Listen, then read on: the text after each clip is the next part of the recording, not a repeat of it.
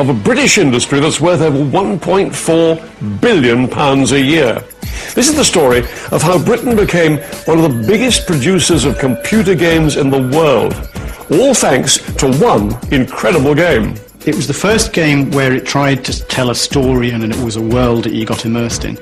We've managed to track down the two Cambridge undergraduates who created the world's first fully 3D computer game. We were terrified of someone else doing the same. You know, we weren't so arrogant to think no one else could do this.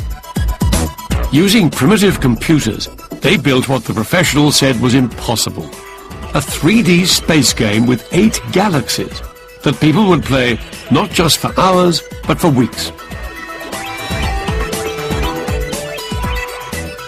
They created not only a game that was inspirational at the time, but they created a whole new genre of game.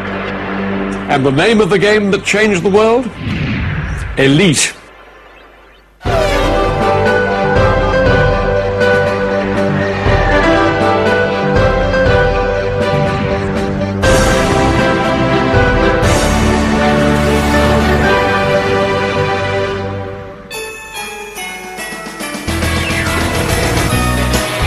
The world of computer games started changing the moment David Braben opened his Christmas present in 1981. Inside the wrapping paper was an Acorn Atom, one of the very first home computers. That was a wonderful moment. I was very, very excited.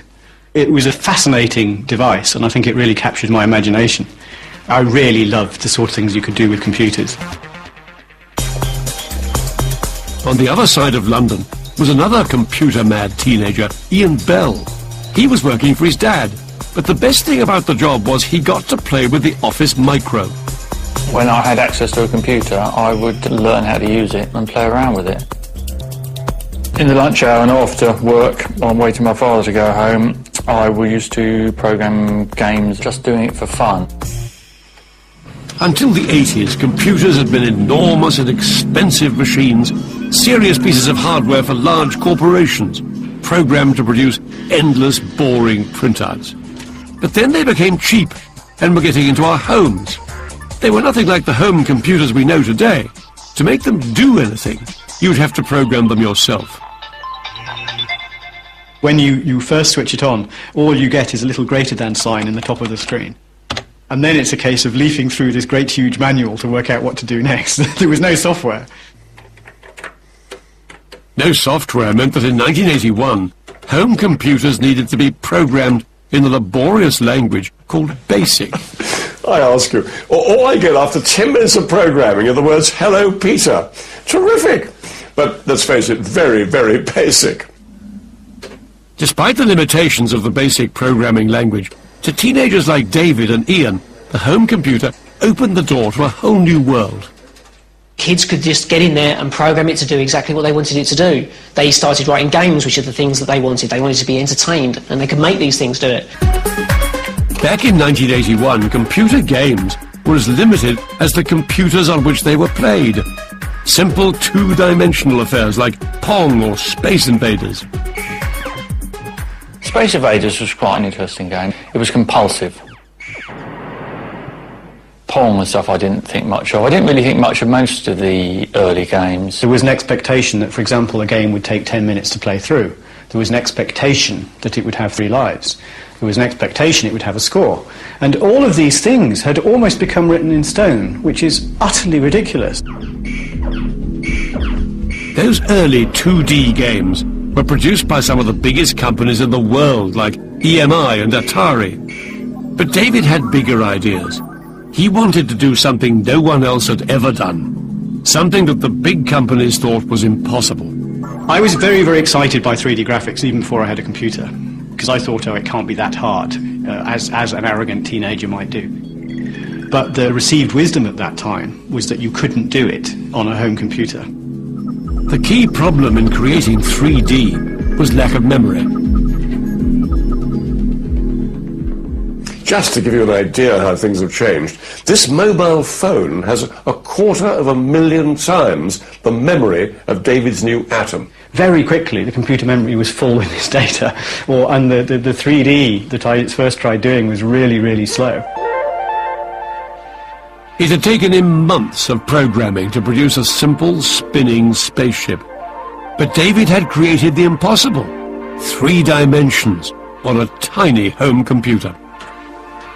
To me, it looked amazing, and I knew I was onto something that was exciting. Now, that might be because I'm a bit of a sado and okay, maybe slightly obsessed by that sort of thing.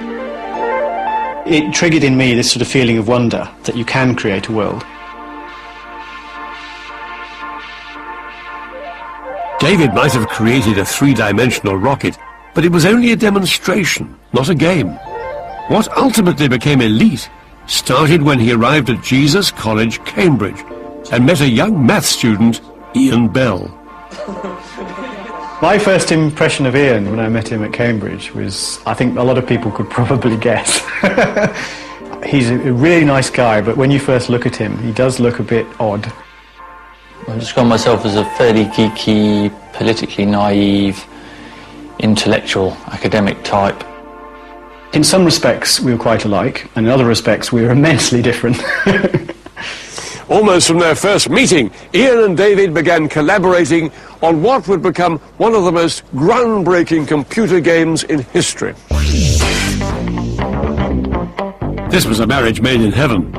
What David and Ian dared to dream about was not just a game you played, but a fully 3D world in which you lived. A world where you'd be the commander of your own spaceship, flying from planet to planet, trading with alien beings and shooting it out with pirates on a galactic scale.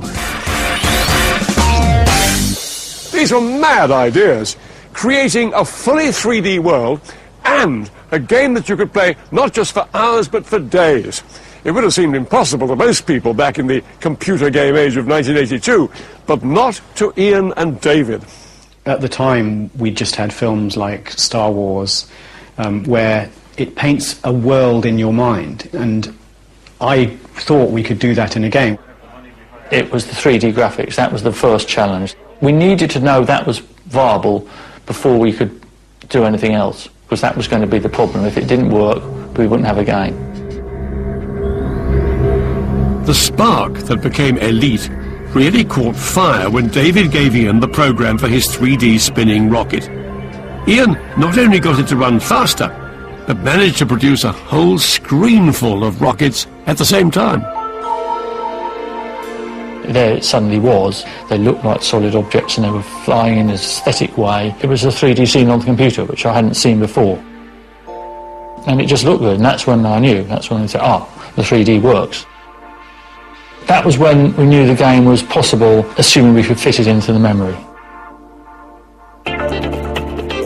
Convinced that they could turn David's 3D demo into a fully fledged computer game, the pair formed the partnership that would help create Britain's multi-billion-pound games industry. The key thing was it had to have great fighting in spaceships.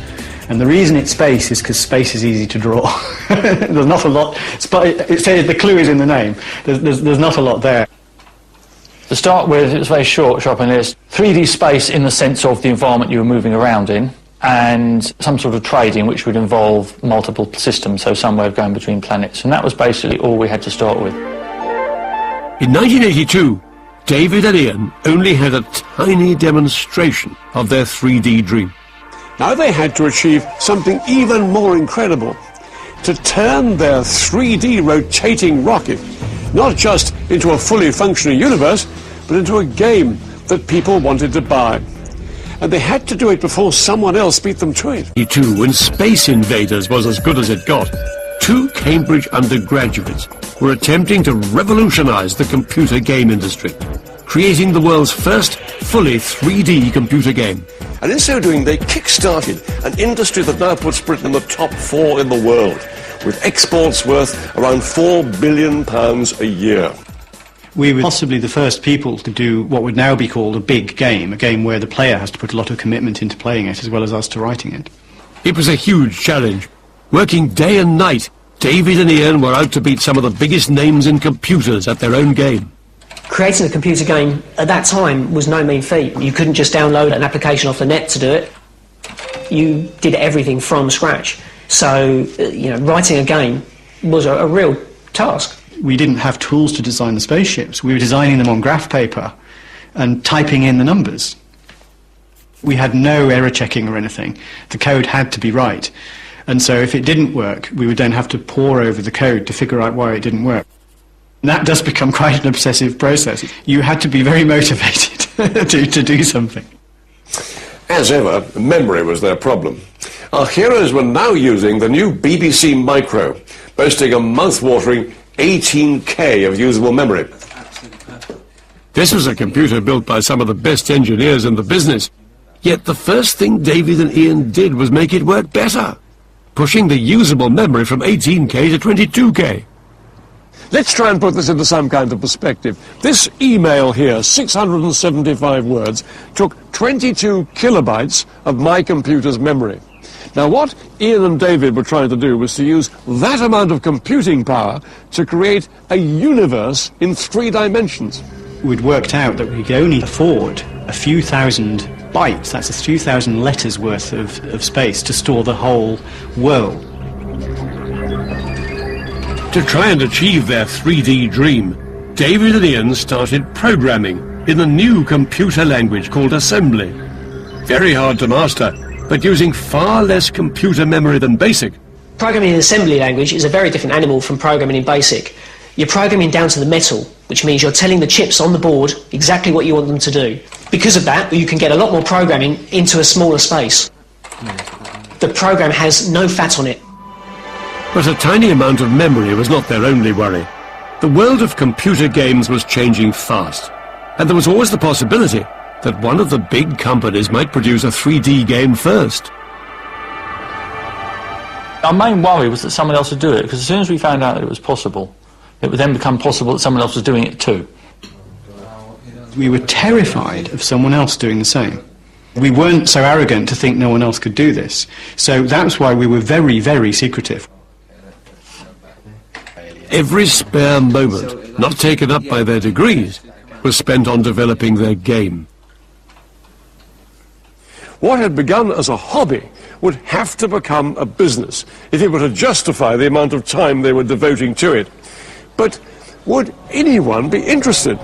Their game was so different to anything on the market that there was the worry that no one would understand it. We knew we had a viable product technically then.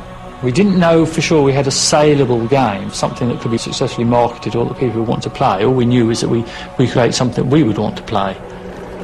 In the autumn of 1982, David and Ian could wait no longer. It was time to see what the computer game industry thought of their creation. I was very excited. I was very proud of what we've done.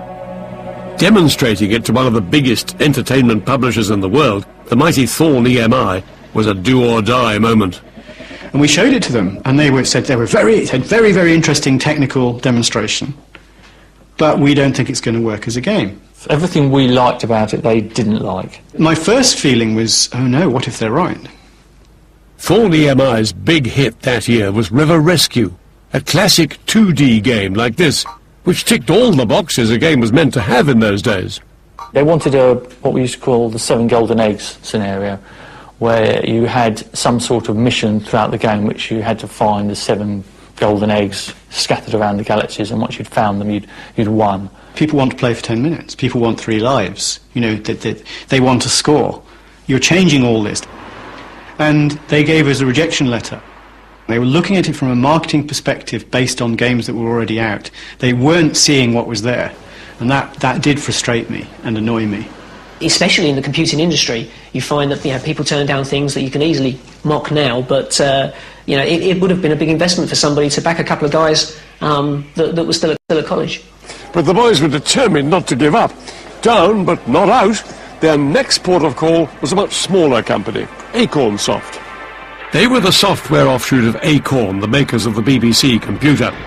Their grimy offices up a Cambridge alleyway were 1,000,000 miles away from the marketing whiz kids at EMI who'd missed the point. The most important thing about Elite for me was the fact that it combined 3 different aspects of entertainment. It had the graphics, it had the keyboard manipulation, it had the adventure, and it had the strategy. These I had never seen combined together before. The reaction couldn't have been more different. The Acorn Soft were truly impressed, I think it would be fair to say. We knew people liked it, which was very gratifying. We'd gone with our own instincts about not underestimating the players. We were treating the players like adults, in a sense, even though they were mostly children, and it worked. David and Ian were at the beginning of something really exciting, a few jaw-dropping scenes. With Acorn Soft backing them, the demo could now be turned into a fully blown game. But then came the news they'd been dreading. Someone had claimed to have created a 3D game for the Sinclair ZX computer. But when they finally got a copy, it only confirmed how far ahead of the competition they still were. It wasn't really 3D. It was you were a camera looking at a 3D world, but the camera wasn't rotating. You couldn't sort of roll over. You couldn't jump up over the walls. It's not 3D in the sense of Elite, which is where there's no preferred direction. You're genuinely in space. The heat was on. Ian and David really had to up their game now. Their struggle was to create the universe in just 22K of memory. We would spend ages finding what we call byte savings. If you spent 2 hours staring at the code and you managed to save 3 bytes, you consider that time well spent, which just seems crazy now, but it was so crucial. Incredibly, they found the answer, but not at the cutting edge of computing. They turned the clocks back 800 years and enlisted the help of this chap, Leonardo Fibonacci, a 13th century mathematician. Fibonacci had discovered a way of generating seemingly random numbers using a very simple formula. His formula explained patterns in nature. Now David and Ian wanted to use his formula to create galaxies. That is such a powerful technique that you can generate anything by that, whether it's the layout of stars in a galaxy or whether it's to create a character's name. Suddenly 22K of memory could accommodate all the galaxies they'd ever dreamt of. We realised that we could have as big a universe as we wanted. The universe they dreamed of would have 2,500 planets, each with its own alien race, and it'd be spread across 8 separate galaxies. Elite on a screen was clearly meant to remind you of 2001 Space Odyssey. What was quite astonishing about it was that it seemed to mimic what was happening in 2000 Space Odyssey really rather well. It was now the spring of 1984, and Ian and David were still refining their game in every moment of spare time they had. But Acorn Soft were keen to get it to market as soon as possible. After 18 months of mounting tension, Acorn Soft called a halt. They made a decision. They would begin production.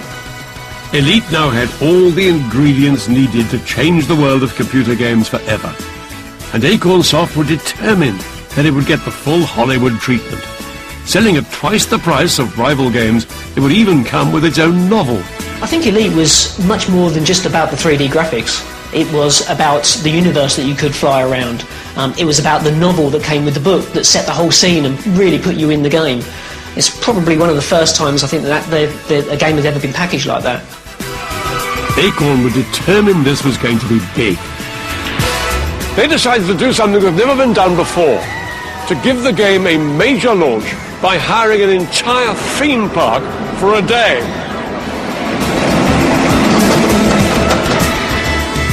But for all that David and Ian were about to become the first computer game superstars, they still only had one thing on their minds: making Elite perfect. I had a sort of nirvana moment 2 weeks before the game was due to go to press. I'd worked out a way of doing a new radar. We just thought, wait, this is so fantastic. We should put this in the game. And we showed it to Acorn with the obvious, well, I know we're not supposed to be touching this, but isn't this great? And they were of the same opinion. One of the jobs of a publisher is to draw a line. We've got to stop here.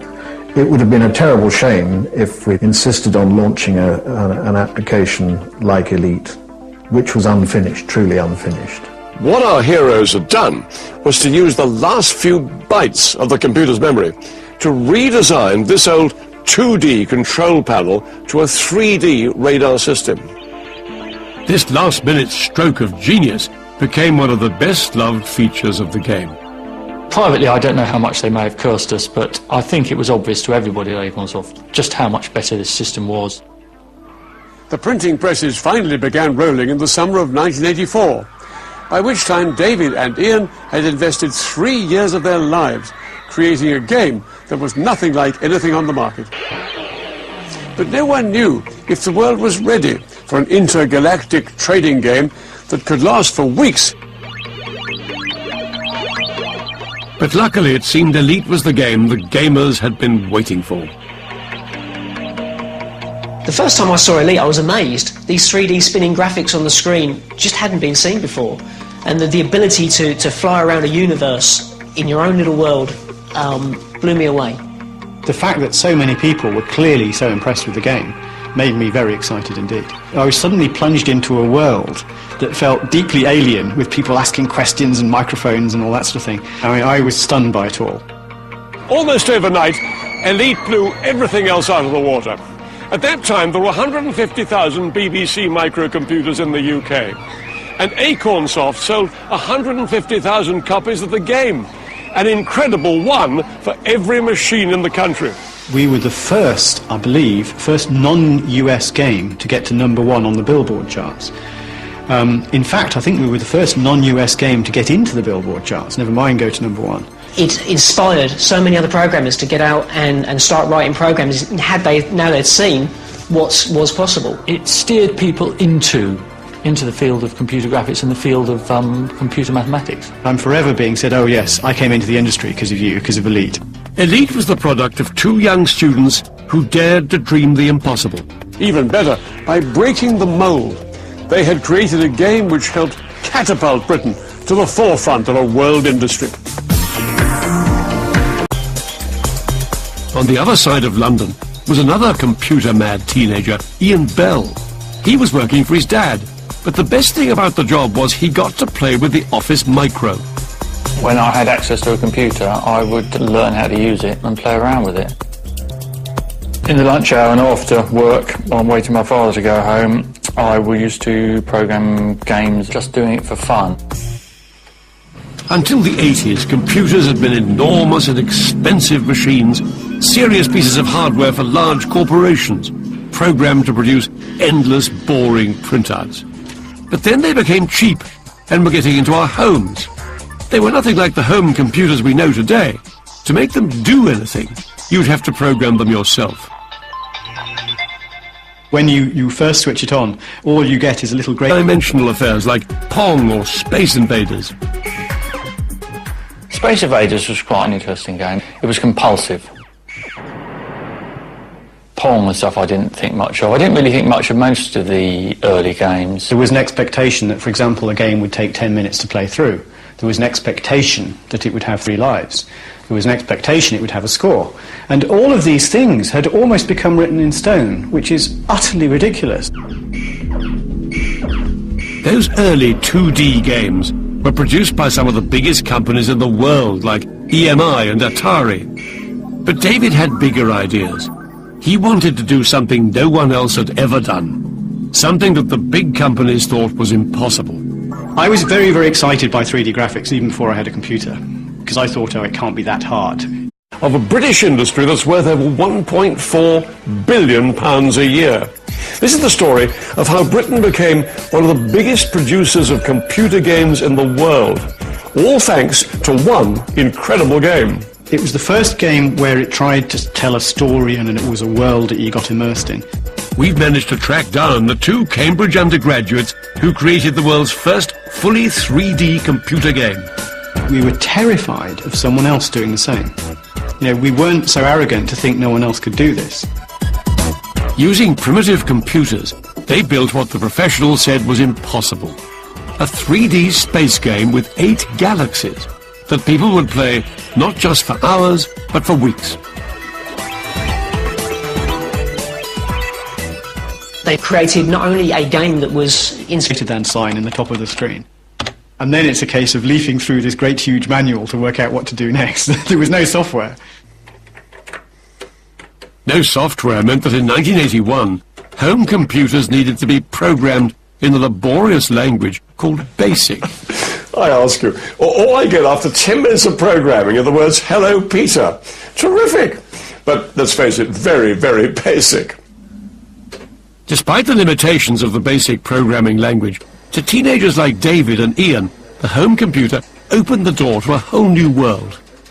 Kids could just get in there and program it to do exactly what they wanted it to do. They started writing games, which are the things that they wanted. They wanted to be entertained, and they could make these things do it. Back in 1981, computer games were as limited as the computers on which they were played.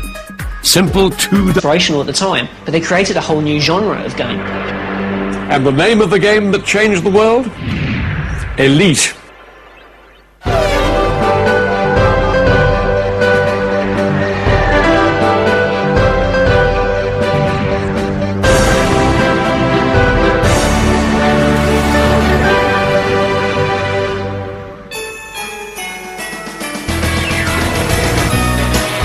The world of computer games started changing the moment David Braben opened his Christmas present in 1981.